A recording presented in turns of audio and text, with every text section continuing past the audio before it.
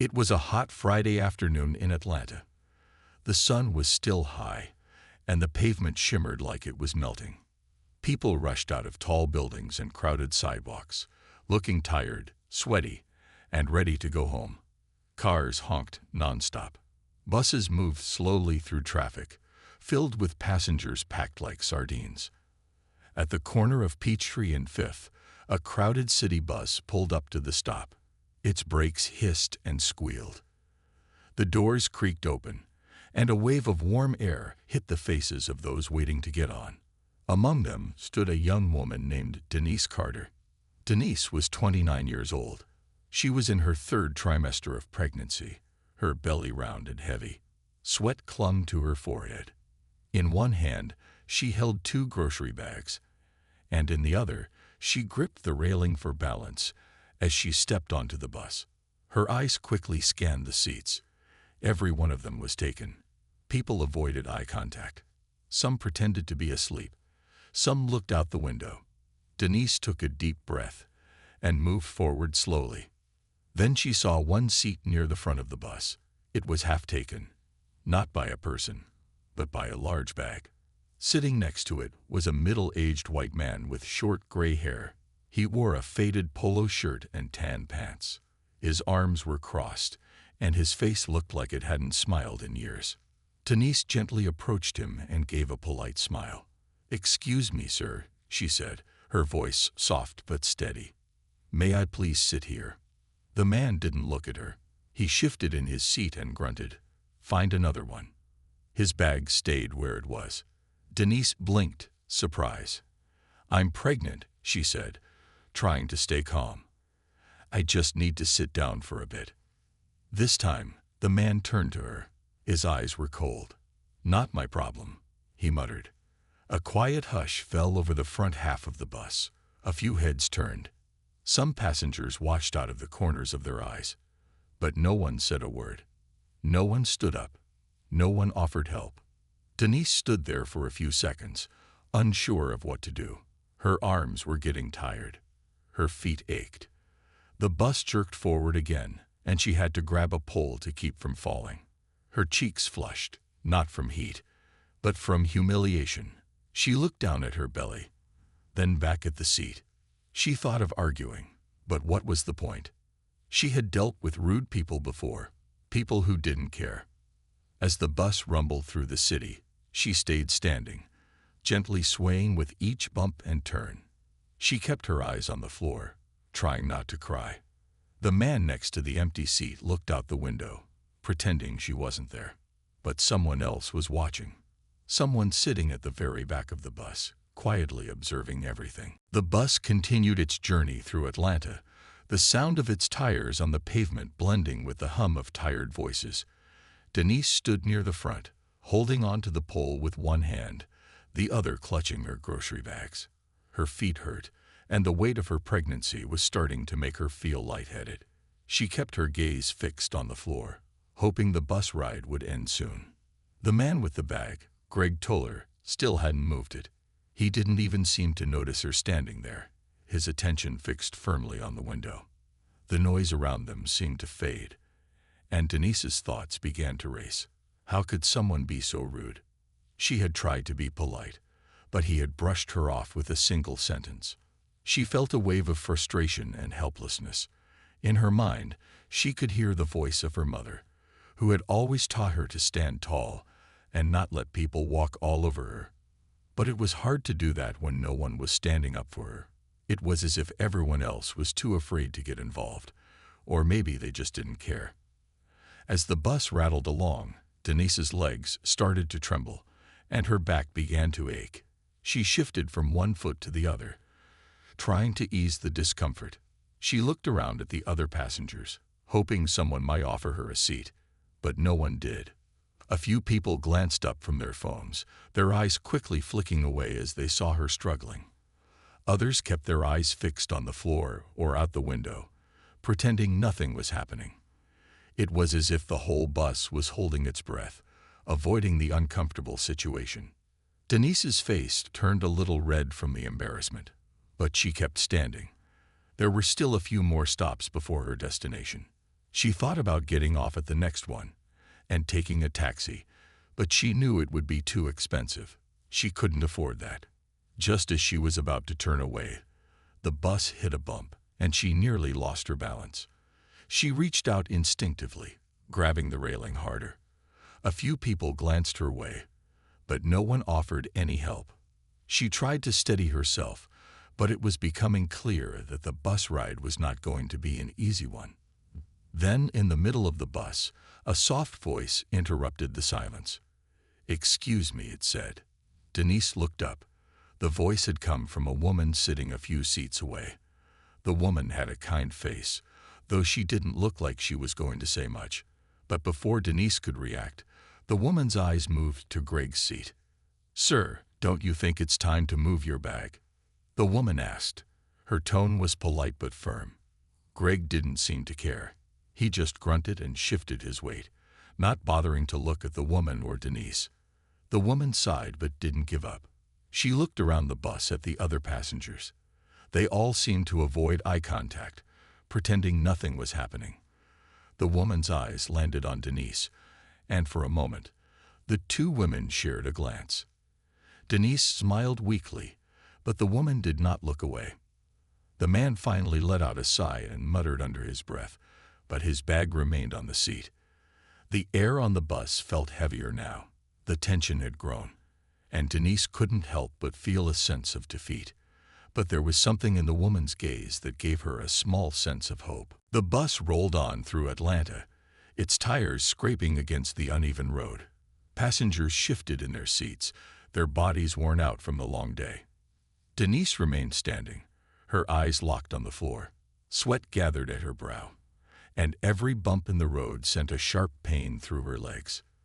But then something caught her eye. Near the back of the bus, a young girl, maybe about 16 or 17, sat by the window. She was quiet, her head resting against the cool glass. But there was something different about her, something that made Denise's heart beat a little faster. The girl had been watching. She wasn't looking at her phone, like so many others were, or gazing out the window, lost in thought. No, this girl had been watching the whole scene unfold with quiet attention. Denise hadn't noticed her before, but now, as their eyes met, she saw that the girl wasn't just another passenger. She was paying attention, and something in her gaze made Denise feel less alone. The girl, Maya Jennings, had been sitting quietly at the back of the bus when Denise had first stepped on. Maya wasn't one to speak up in situations like this. She had grown up in a world that taught her to stay out of other people's business.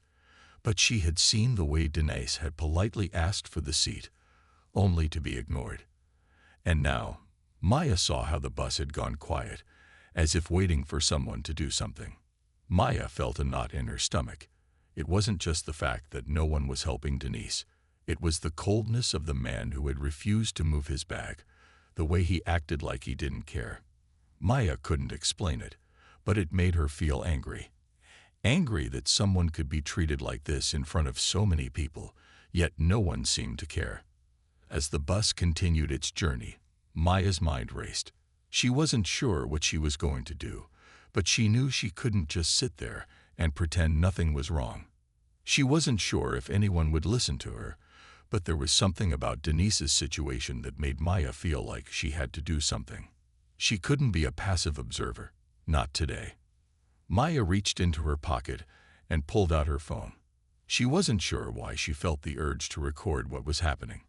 Maybe it was because she knew that sometimes people only cared when they saw the truth for themselves. Maybe it was because, in that moment, she realized that someone needed to speak up, even if it was just with a small gesture. Her hands trembled as she held the phone low, her fingers hovering over the screen. She had learned how to be discreet in moments like this, how to capture something without drawing attention to herself.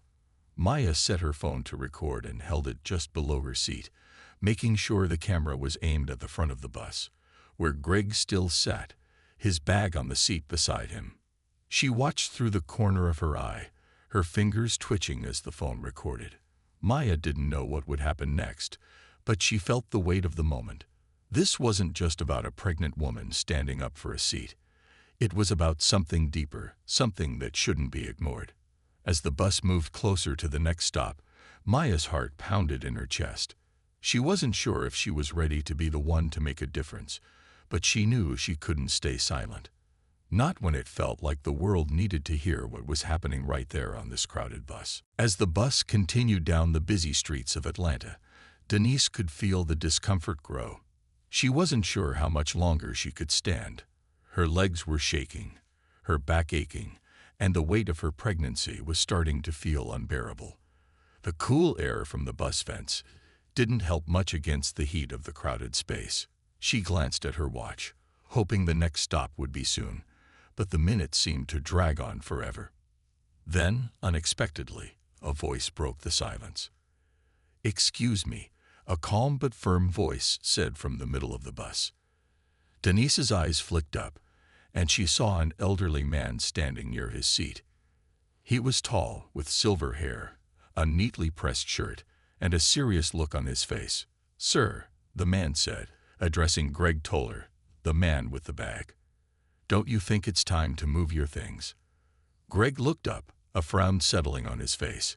He looked at the man standing by the aisle, then glanced over at Denise, still standing, her hand gripping the pole. His eyes narrowed, but he didn't respond right away. The bus continued to jolt forward, but the man didn't give up. He stood there, his gaze steady. The other passengers watched, some cautiously, others with interest, but no one dared to speak. Denise felt a flicker of hope. Maybe someone would stand up for her after all. The elderly man's voice was calm, but there was an authority to it that made Greg shift uncomfortably in his seat. "Sir, this lady clearly needs to sit down. You're occupying a seat that should be available to someone who can't stand." Greg looked annoyed.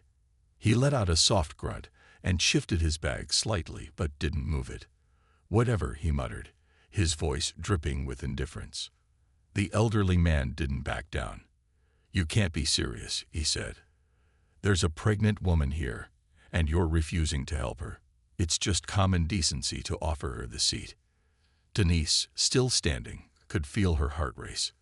The old man's words were kind, but there was a firmness in his tone that made Greg uneasy. Denise glanced at the other passengers. Some of them looked uncomfortable, as if they were waiting for something to happen. Others pretended not to notice, but Denise could tell they were all listening. Greg let out a sigh, his shoulders slumping slightly as if he was irritated that he was being made to feel guilty. He turned to the side and finally moved his bag off the seat with a reluctant gesture. "Fine," he grumbled, clearly unwilling to do it willingly. "Take the seat." Denise, relieved but still a little shaken, slowly lowered herself into the seat. She felt the weight lift off her legs, though the discomfort of her pregnancy didn't disappear entirely. She thanked the elderly man with a small, tired smile, and he nodded in return. The bus settled into a quieter rhythm, the tension easing a little. Denise closed her eyes, trying to relax, but she could still feel the eyes of the other passengers on her. Some were still too afraid to speak up, but a few seemed to give the elderly man appreciative glances. It wasn't much, but in a world where people often turned a blind eye, it felt like a small victory. What Denise didn't know, however, was that someone else on the bus had been watching the whole scene unfold, and they had a plan of their own. The bus rolled on through the city, stopping at the usual corners to pick up more passengers. The streets of Atlanta were busy, as always, with cars honking, people hustling, and the air thick with the sounds of a city in motion. Denise sat quietly by the window, trying to rest her tired legs. The elderly man who had helped her had returned to his seat, and Greg was now slouched in his, looking as though he wished the whole situation would just disappear.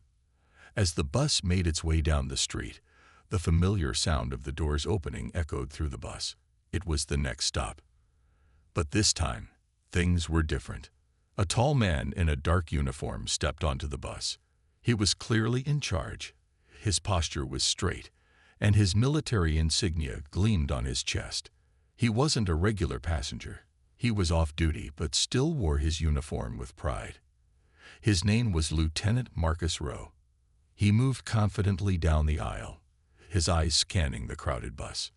Denise, still trying to get comfortable, didn't notice him at first. But Maya, sitting near the back, did. She saw the lieutenant's confident stride as he made his way through the bus. Maya's heart began to race, not from fear, but because she knew something was about to happen. She had been filming this whole situation on her phone, and now she felt that the moment was almost here. Lieutenant Rowe glanced at the people around him. Some of the passengers shifted uncomfortably in their seats, and a few seemed to recognize him. But he wasn't just scanning the bus for familiar faces. He was looking for something. His eyes locked on the elderly man who had helped Denise, and then they shifted to Greg, still sitting with his arms crossed, clearly uninterested in the scene around him. As he walked past, Rowe paused for a second in front of Greg. There was no mistaking it. The lieutenant had seen what had happened. He knew. He could feel the tension in the air. Rowe stood tall, and without hesitation, he spoke. "Sir," he said, his voice calm but carrying the weight of authority, "do you realize that you just refused to offer your seat to a pregnant woman who needed it?" His words were steady, but they had a quiet strength to them. "This is not the way we should treat each other." Greg, startled by the sudden attention, shifted uncomfortably in his seat. He tried to look away, but the lieutenant's gaze was unyielding. Rowe didn't flinch, didn't back down. He simply stood there, waiting for an answer. The bus fell silent. The hum of the engine, the clink of the bus's doors, and the quiet shuffle of feet all seemed to fade into the background. Maya, sitting quietly in the back, could see the whole thing unfold in front of her. She kept her phone low, but her eyes were fixed on Greg and Lieutenant Rowe. The tension was palpable, and Maya could feel her pulse quicken. After a few moments of silence, Greg finally spoke, though his voice was a low mutter. "I didn't mean anything by it," he said, clearly uncomfortable. "I just don't like being told what to do." Lieutenant Rowe's expression didn't change. "It's not about being told what to do," he said firmly. "It's about doing what's right, treating people with respect, especially those who need help." Greg looked around, clearly aware that others were watching. His face turned red with embarrassment. The eyes of the passengers, once avoiding the situation, now focused on him. Denise, sitting in her seat, felt a small spark of relief. Someone was standing up, finally. The lieutenant took a step back, and with a final glance at Greg, he moved to the front of the bus. Before sitting down, he nodded to Denise with a reassuring smile, as though saying, "It's okay. You're not alone." Denise smiled back, grateful, though still shaken by the events. As the bus continued its journey through the city, the mood had shifted. The tense atmosphere, which had settled over the passengers earlier, was now more relaxed, though not entirely gone. Denise sat in her seat, still trying to find a way to ease the pressure on her back. The elderly man who had helped her had returned to his seat, and the bus hummed along, moving through the busy streets of Atlanta. Greg, on the other hand, looked uncomfortable. He had slouched in his seat again, his eyes avoiding those around him. He was clearly trying to forget what had happened, but it wasn't easy. The events had unfolded so quickly, and now he was left with the consequences of his actions. Maya, still sitting in the back of the bus, was watching everything through her phone. She had recorded the entire interaction between Greg and the lieutenant. She had no idea what would happen next, but she knew she couldn't let the moment slip by without doing something. She had already uploaded the video to social media, and within moments, it had started to gain attention. Maya's heart raced as she thought about what would come next. She had always been quiet, never one to speak out in public, but something about this moment made her feel like it was time to speak up. She didn't just want to be a passive observer. She wanted to make sure that this story was heard, that the world would see what had happened on that crowded bus. As the bus approached another stop, Maya noticed a woman standing near the front. She was holding a bag in one hand, and she seemed to be looking around for a seat. Maya didn't know her, but the woman caught her eye. The woman's expression was uncertain, and Maya could tell she was unsure whether she should sit or stand. Without thinking, Maya stood up and walked over to the woman. She didn't know what she was going to say, but something inside her urged her to act. As she approached, the woman looked up at her, surprised. "Hi," Maya said softly. "I don't know if you've seen what happened, but I just wanted to let you know that you can sit here. There's a seat available." The woman smiled gratefully. "Thank you," she said.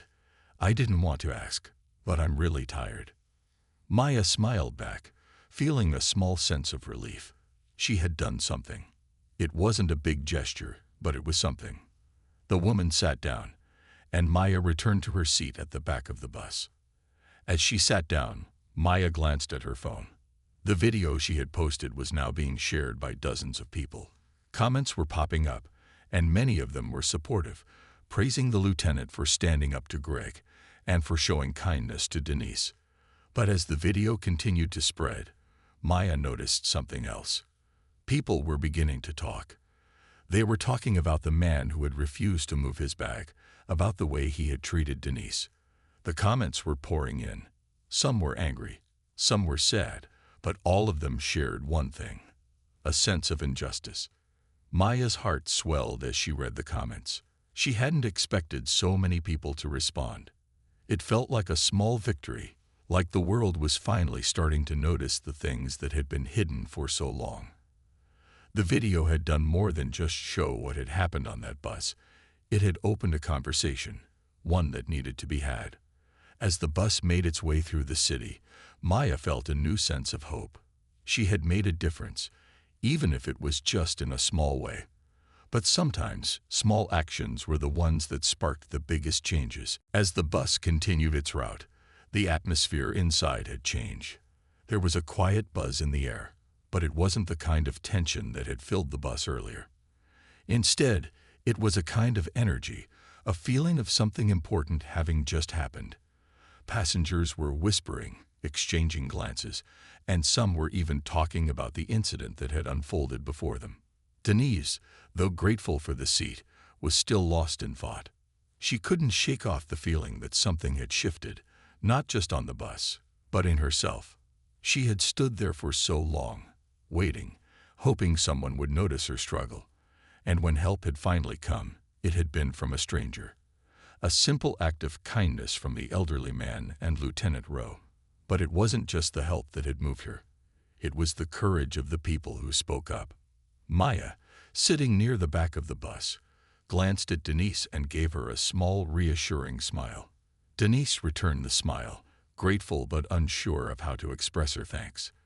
Maya had played a part in all of this, even if she hadn't directly helped Denise. She had made sure the world would see what had happened. That small action had caused something much bigger to unfold. The video Maya had shared earlier was now being watched by thousands of people.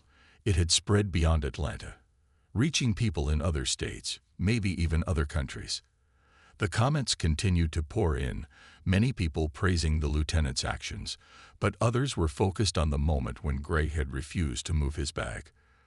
The more people saw the video, the more they began to talk about the simple yet powerful lesson it held. In the hours after the video went viral, Greg had become a target for many. He was being called out online, his name and face plastered across news websites and social media platforms. Some comments were harsh, criticizing his rude behavior, while others expressed disappointment in how he had treated Denise. But Greg didn't respond to any of it. He had gone quiet, staying off social media and avoiding any public attention. Meanwhile, Denise had received a surprising amount of support. Many people had reached out to her, expressing sympathy for what she had gone through. Some offered help, others shared their own stories of being mistreated in public. The kindness that had been shown to her on the bus was now being echoed online, and for the first time in a while, Denise felt like she wasn't alone. Maya was feeling the weight of it all, too. She had never imagined her small action would make such a big difference. She hadn't expected to become a part of something larger than herself, but here she was, witnessing the power of social media to bring about change. The video was making waves, and the message was clear: kindness and respect mattered. Standing up for someone, no matter how small the gesture, could make a world of difference. As the bus approached the final stop, Denise stood up slowly, her legs still sore, but not as much as before. She looked around at the other passengers, most of whom had returned to their phones or were reading their newspapers. But a few people had been watching her, their eyes filled with a sense of connection, as if they too had been part of this shared experience. Denise stepped off the bus, feeling a sense of empowerment she hadn't felt in a long time. She wasn't sure what the future held, but she knew one thing: there were good people in the world.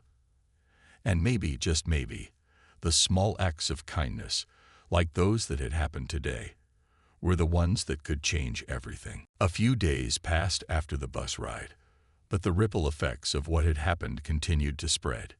Denise had hoped for some peace, but instead, her life had become part of a bigger conversation. She couldn't go anywhere without hearing about the incident. People were still talking about the video, and it had caught the attention of local news stations. Denise didn't want to be famous, but she realized that sometimes, when something important happens, it can't be ignored. Maya, on the other hand, was feeling a strange mix of pride and responsibility. She never intended for her video to go viral, but now it had. Her phone buzzed constantly with new messages and comments. Many of them thanked her for sharing the story, saying they were inspired by the bravery of the elderly man and Lieutenant Rowe and the kindness they showed to Denise. Others were simply shocked by Greg's behavior. It seemed like the whole city was buzzing about the incident. But what mattered most to Maya was that the story had sparked a change. People were talking about respect, about helping others, and about standing up for what was right. And for the first time, Maya felt like she wasn't just sitting on the sidelines. She had done something small, but something that mattered. Meanwhile, Greg was dealing with the consequences of his actions. He had tried to stay quiet, avoiding the spotlight, but his attempt to lay low hadn't worked. The video had made him a symbol of selfishness and disrespect. Some people in his life had reached out to tell him how disappointed they were in his behavior. It was clear to him now that he had made a mistake. Greg thought about what had happened on that bus, about how he had refused to move his bag. At the time, he hadn't seen it as a big deal. He didn't think about the woman standing, struggling with her pregnancy. He just didn't want to be bothered. But now, seeing how people had reacted, he realized how wrong he had been. He felt embarrassed, but more than that, he felt regret. He decided to reach out, though it wasn't easy for him. He didn't want to be seen as the bad guy, but he knew he needed to apologize. He contacted the elderly man, the one who had stood up to him on the bus, and expressed his apologies. The man accepted it without hesitation, telling Greg that everyone makes mistakes, but it's how you fix them that matters. Greg also reached out to Denise, sending her a brief message, apologizing for his behavior and hoping she would forgive him. Denise, reading his message, wasn't sure how to feel. Part of her wanted to ignore it, to move on with her life. But another part of her appreciated that Greg had taken the time to admit his mistake. She didn't know if she could forgive him fully, but she recognized the effort it took for him to own up to what he had done. The bus ride, which had started as a simple moment of frustration and discomfort, had become something much bigger. It had taught people about respect, about kindness, and about the importance of standing up for others. It reminded everyone that sometimes it only takes one person to make a difference. As Denise walked through the streets of Atlanta, she felt lighter, even though the weight of her pregnancy was still there. She knew things weren't perfect, but the world felt a little more connected. And maybe, just maybe, people would start to see each other, not as strangers, but as people deserving of kindness and respect. The bus ride wasn't just a story anymore. It was a lesson, one that had touched many lives, and one that would be remembered for a long time.